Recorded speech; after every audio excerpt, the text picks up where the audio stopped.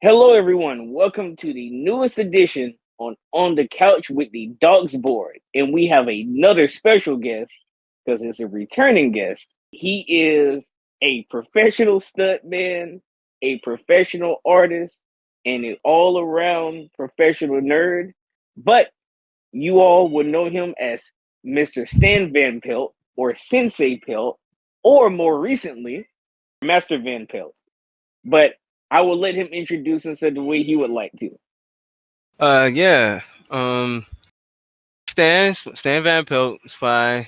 Sensei, not a master. I haven't gotten any promotions to that level yet. Yeah, I'm just a regular old sensei. Okay, I'm glad you actually said that, Stan. Part of the reason why I said Master Van Pelt is because he has actually opened up his own dojo called North Star Karate. But please explain our listeners about that because I know everyone would be very interested to hear. Yeah. So me and a student of mine's just were ready to spread our wings. And he's a first degree black belt. He should be getting a second degree soon. I am a second degree, and I should be getting my third degree, or as the people who are really into martial arts, first dan, second dan, third dan. Um, yeah, so we were doing our own thing, and uh, through the advisory of our own teacher, we are still affiliated with our school, but we are not using an affiliated name. And we're still teaching what is called Tai Shindo Karate. It means my heart way. It is a pretty much an American form of karate, derivative of Shotokan and several other martial arts. And we are making our own spin on it and updating it in the way that we feel is more in line with what people want to learn and how people want to learn now. We actually, right now, we haven't been open up long, but we do have one student, and that we just did a tournament with them. They took first place in sparring, first place in. I wasn't there, so I don't know what they took first place in the other thing, and then they took second place in katas or forms. Excellent. But I don't think we actually went over this in our last interview. I listened to it recently. What is your sensei's dojo's name? Cleveland Heights Taekwondo. Okay, so just so the listeners and viewers will definitely know. So, Stan, as you know, you are the second martial arts dojo owner that we've interviewed. First is Master Nelson, Master Kobe Nelson. Mm-hmm. So, and I would like to ask you to see, what's different or the same concerning his experiences. What has been the hardest part about starting this journey so far? Getting started was the hardest part. We filed for our LLCs and things like a year ago, and it took us a while to get in the door of the place that we're leasing at. Um, some it was us figuring out all the things that we needed to do and then actually executing. Which some of that stuff isn't hard. It's just that both of our first time starting a business, and my business partner is actually significantly younger than me.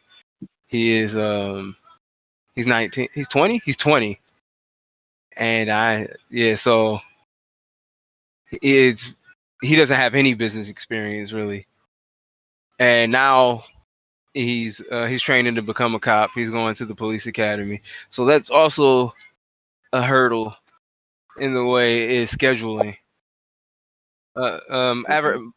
Marketing is also a thing which we have really kind of not done. I've been working on the logo uh, and kind of taking my time with that, even though I have an idea of what I want it to be. So we need a logo, we need um, marketing material, a website, which I have somebody who's going to work on that for us. And that's also one aspect of that I love to also ask any type of entrepreneurial guest and business guest as a whole. What have you learned concerning the business process that you may not have known before or even thought of? Something about the process I haven't thought of before. I'm not a super experienced business person, but I've almost started a couple of different businesses. Yeah. But so most of it is not stuff I haven't thought of before necessarily. I would say I wasn't really experienced with the insurance aspect of it and like going through completely with that. Okay. Yeah, especially when we got our insurance, we thought it would be like a monthly installment thing, and it was more along the lines of a flat rate, which it wasn't that it's not that expensive either in the long run. It just wasn't, didn't really expect it to be the way it was.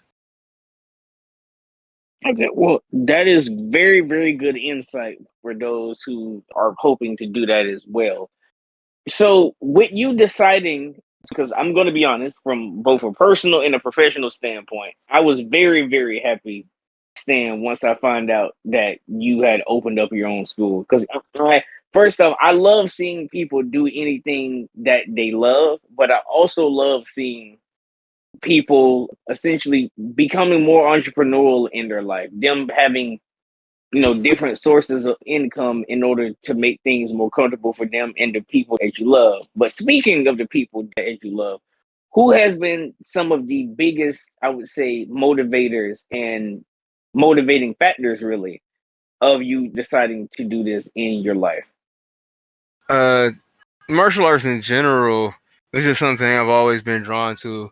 Growing up watching Power Rangers and seeing Bruce Lee stuff, I really just kind of liked martial arts. There's no person necessarily close to me in my life that did martial arts that I grew up with it or admired, but those things were big time factors. Um, okay.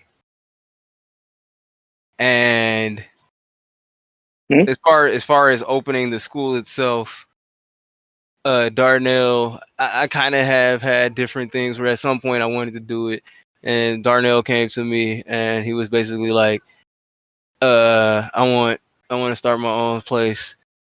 Part of his second degree is learning how to teach and being a teacher, and he just wanted to be able to teach his way.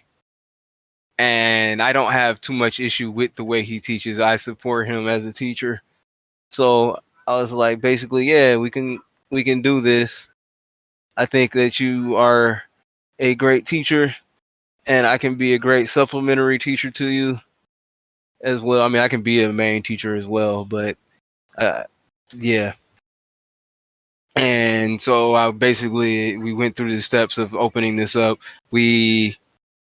He has a contact because he's been doing jujitsu, and a guy he does jujitsu with, basically had a place where we could lease from. He is a Tai Chi teacher. His martial art is called Green Dragon Tai Chi. Cleveland being the small city, I met him before in my life. So even though I don't know him closely, I already kind of knew the guy. I'm happy everything turned out as well as it has so far, and I know it's going to be better in the future. But overall, how long have you been teaching as a whole? I mean, technically, I've been teaching since I was a green belt. Um, I'm not exactly sure when I got my green belt. I've been a black belt for about 4 or 5 years. First degree for us. Second degree is your teaching degree. I think third degree is actually sensei. If I looked that up and was to be 100% accurate about it, but I've been teaching since around green belt. But I also went into my school with not necessarily a martial arts background, but a fighting background. There's already I like read a lot of books about martial arts, and you can learn martial arts that way. Honestly, especially if you're super into kata, The kata is just forms. If you do your form based off of the pictures, then that is the form. Though I'm not necessarily a form person. And it's just trial and error. All martial arts grew from people learning what works and what doesn't. So that was my background, was originally like looking at things, looking at people, being inspired by them, practicing it, sparring with other people, seeing what worked and what didn't. And then I went into, when I was like 19, I started karate. Yeah. Would you say you've gotten pushback from different people that you know or may not even know in the martial arts community concerning your methods and your philosophical beliefs on practicality? Because I've heard, many times of you talked about practical aspects of martial arts and how certain things people may do or may believe aren't the most practical. So everything has its place. Everything, martial arts wise, everything has a time, a place, and a reason. As far as some of the things that aren't necessarily practical in traditional martial arts, I wouldn't speak out against practicing them, because they are still great exercise. They're excellent exercise. They're awesome exercise, in fact. And they'll help you be more flexible. They'll help reduce injury. And then you should also practice separately practical application. You should practice, if you do kata, you should practice bunkai, which is the meaning of the kata. You should learn the reason why and what and where. And I'm not going to complain about how anybody else teaches or what anybody else does. I have whatever, outside of the people who are teaching make believe and teaching energy throwing or whatever, and like they get people hurt. They get people out here thinking they can defend themselves, and they get people. Those are the only people I have to say anything against. But the way you want to teach and the way you want to focus on, some places don't even care about the martial or the combat aspect of martial arts. In China, the most common version of Tai Chi is for exercise. Like, it's not taught. The version of Tai Chi for fighting is not taught that commonly. So, and it's because martial arts is seen as something to prolong your life. Fighting could prolong your life, but also just exercise every day can. So everything has its purpose. If somebody only knows how to flip, spin, twist, they're a tricker, that's cool. Some people can't do that. That's still a discipline. If some people just fight and they're not good at kata or whatever else have you, I'm cool with that too. That has a discipline. There is a strength in that. It's just that find your lane and be great at that and be disciplined. As far as some moves are concerned, people show certain types of movements or certain things, and some people will be like, well, I would do this if you did that. And it's like, that's cool, but this specific move is used at a certain time. Every move isn't always applicable. And the way you learn it, it may look like this is a terrible move always, but you would only do it in like retaliation to certain things or in certain circumstances. Fighting is circumstantial. I always like hearing your interpretation and your explanation when it comes to things of that nature.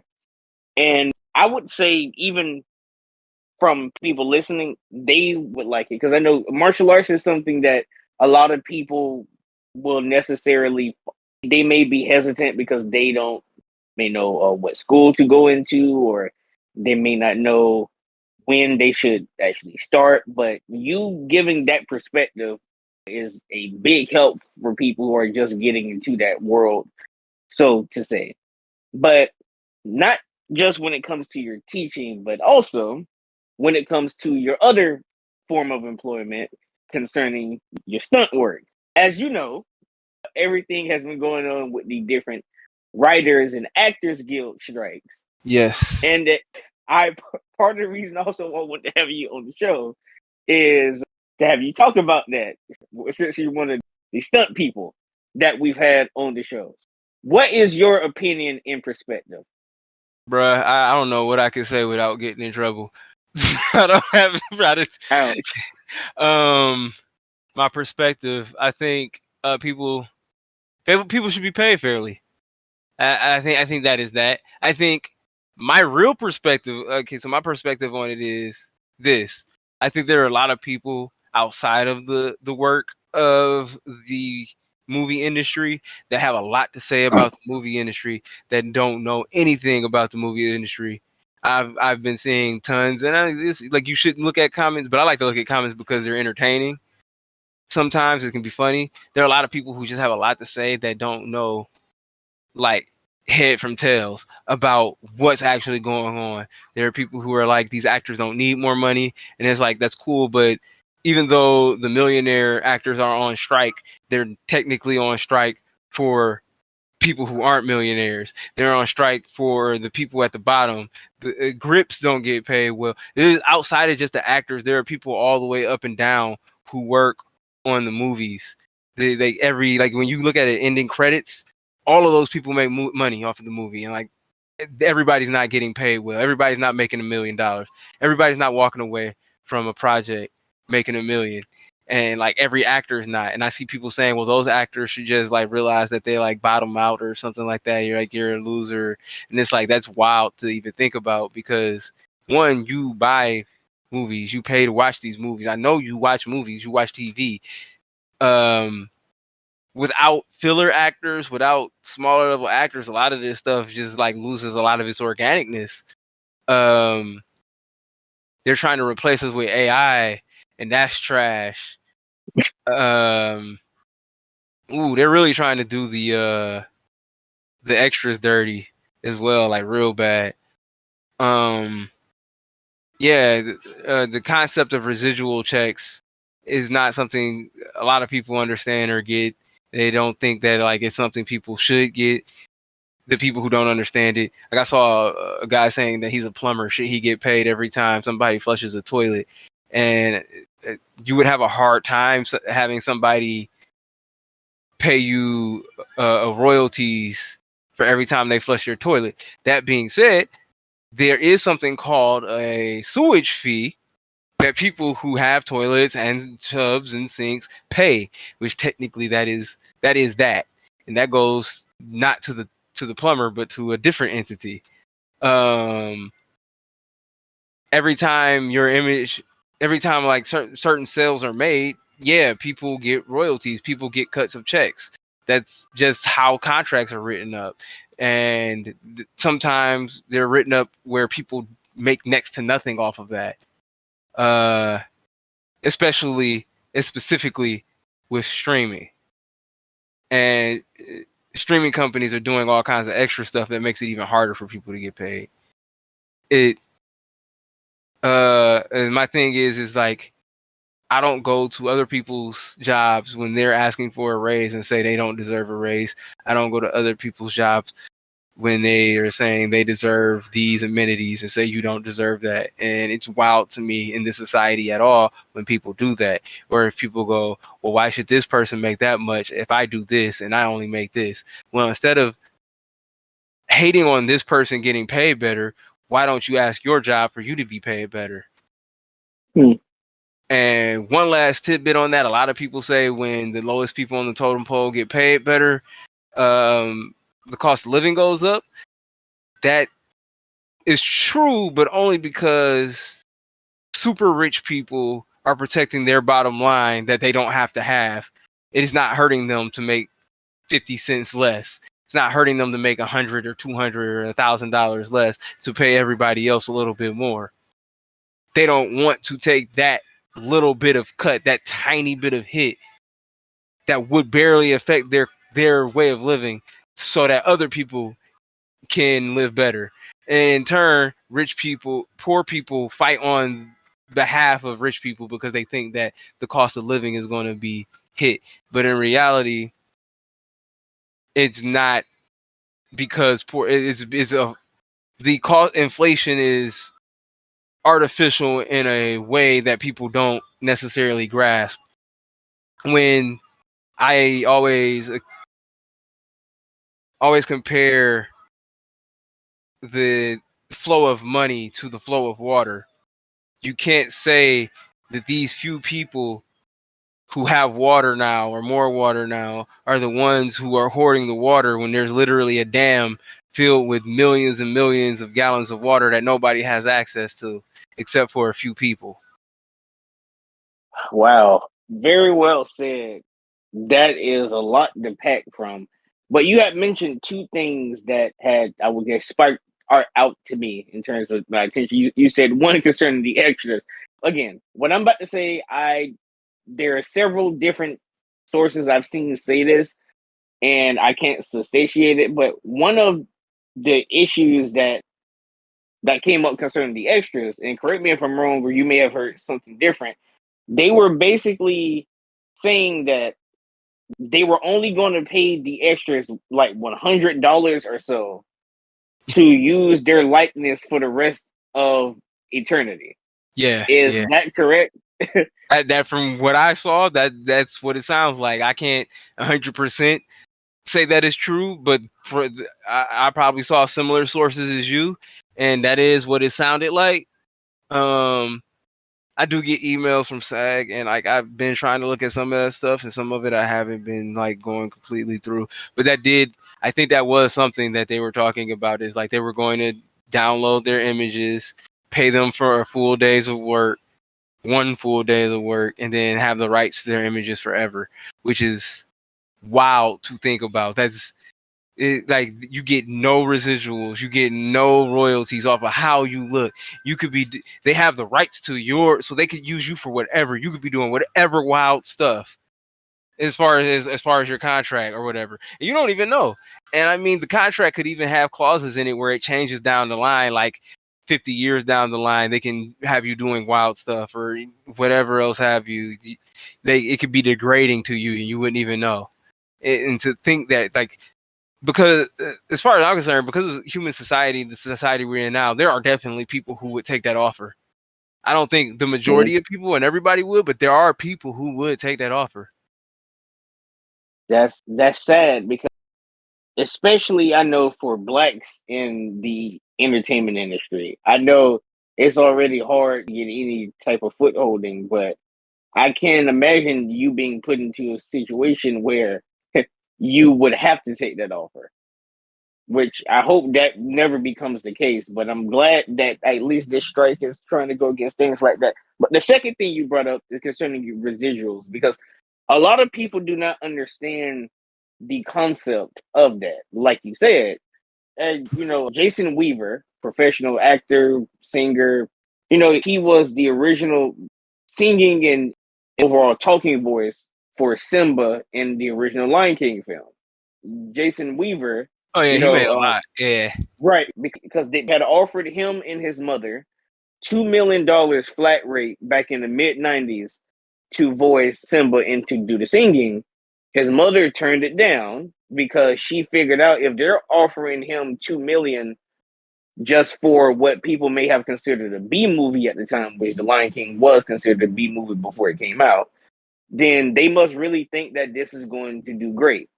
It did, and he chose the residuals, and like he says, he's made well over $2 million from his residual checks.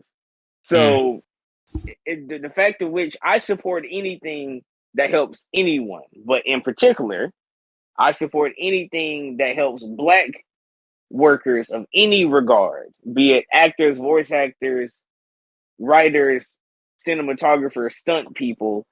Hey, even the actor's assistant who goes to get Panda Express because PF Chang's isn't open for an actor. I support them being successful and get whatever money they get for their hard work. So, in your opinion, Stan, concerning that, what do you think should be the case going forward for residuals?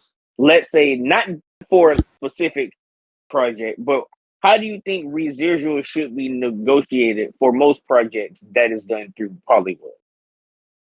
Uh, that's not something I'm comfortable saying. It's Okay. mostly because I don't know the complete ins and outs of contract and pay. If I understood Okay. it, contract and pay on a lawyer level or on a higher actor level, that's something I could say.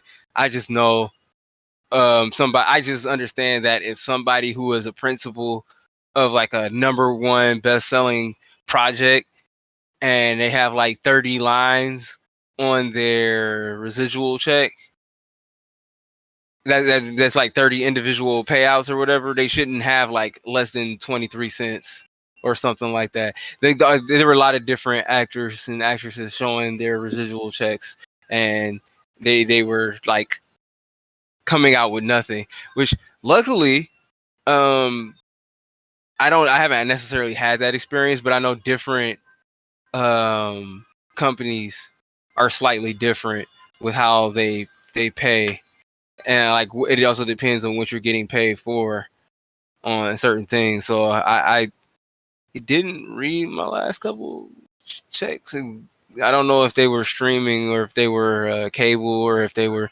but like different things pay out differently. And like, so this the strike is specifically very much so about streaming. Right. I'm glad that I have your perspective on this. But would you overall say, how do you think it's going to probably go on for quite a bit longer, but what do you think would be a good outcome for this strike and protest overall? A generic answer: everybody gets paid well. I mean, yeah.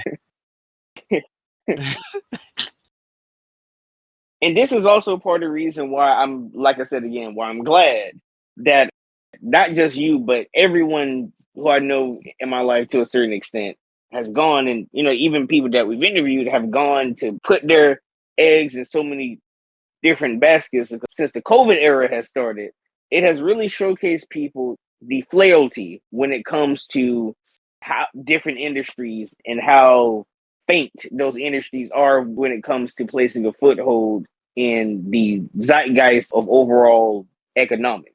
So I'm glad that, especially with your school and teaching and everything, and that you have other ways to continuously prosper throughout life.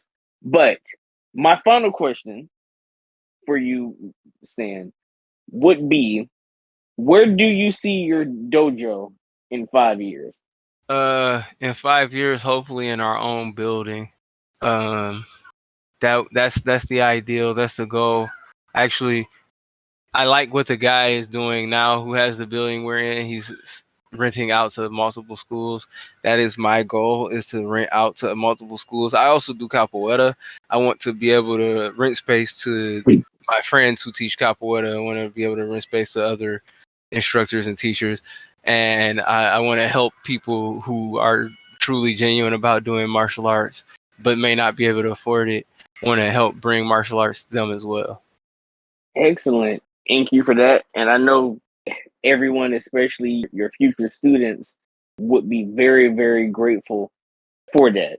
But, Sensei, Rex, do you have any questions for us? Any questions for viewers slash listeners? Or do you have anything you would like to just say to us or the viewers slash listeners?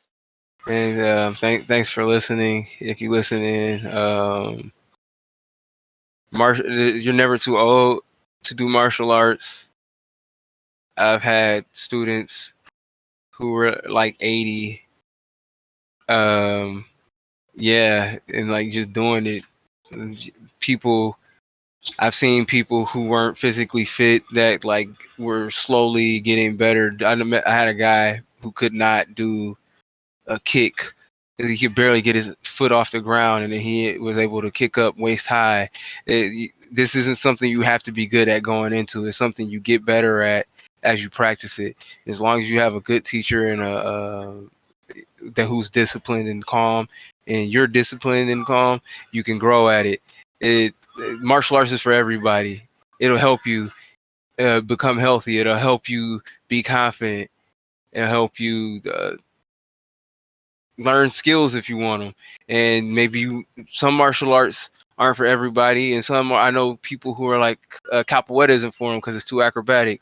But I know older people and bigger people who do it and get better at it, and like They can do cartwheels and they weren't able to. They can do all other kinds of movements. And like, not saying trying to sell anybody on capoeira. I'm just saying, like, I've seen improvement. Anything you can find one that fits you and you're more comfortable with, or you can grow with it. If you want something lower impact, but like high energy, you do jujitsu. Just, I think martial arts is important. Like, everybody should learn it. Thank you for that. And I know that's going to resonate with many, many people. But just before I forget, Sensei Apato, where could they follow you? Where could they follow your school and the social media handles and everything of that nature? Whew. This is one of the aspects I need to be more professional at. I gotta have all this stuff. North Star TSD Karate on Instagram. I'm gonna make a Facebook. We don't currently have one. This should be North Star Karate. Those are only places right now. If anybody wants to follow me, I'm a Pato Rex on Instagram. If you want to support my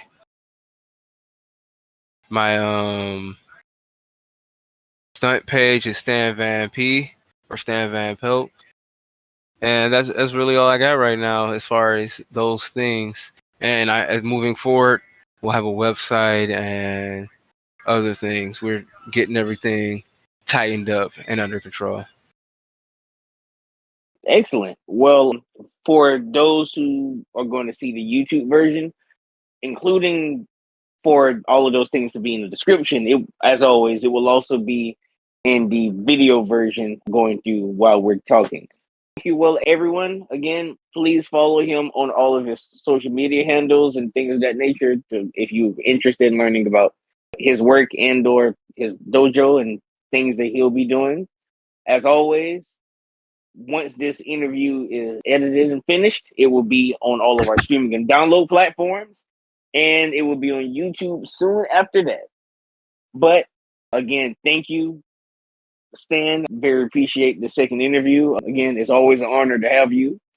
I know everyone else is going to be very, very happy to hear this as well. But if that is all, everyone, thank you for listening. Doc and Sensei Apollo Rex signing out. All right, see ya.